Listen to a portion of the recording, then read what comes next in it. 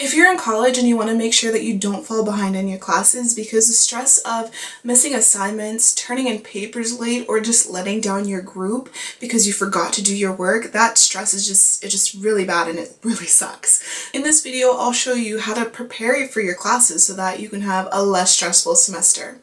Hello lovely, my name's Lady and I help women like you get organized through planning. So let's get started. The three things that you're gonna need are your school's calendar, your class syllabus, and your assignment tracker.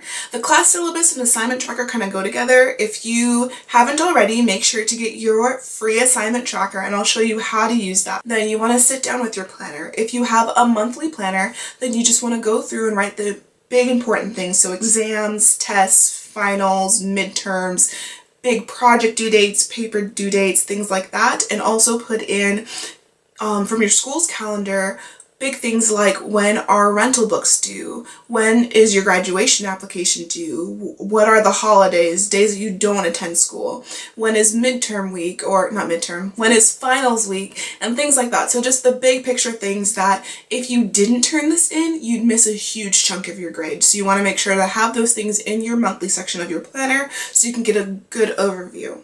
Next is the weekly section of your planner. If you have a weekly planner, you want to take everything you put in the monthly section and put it in the weekly section, but you also want to put in any assignments that are due, when you need to start your projects, what you need to study for that week, what homework you need to do that week, when you need to turn that homework in, all those things that you need that are more of the detailed things of your semester. Having all these important dates in your planner will just make your semester so much less stressful because you won't have to guess when your assignments are due. You'll know already. You'll actually be the one that all your classmates are like, oh, when was that project due? Oh, let me flip through my planner. It's due on this date. Like you're gonna be that person. You got this.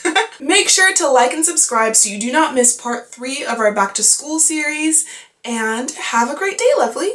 Bye.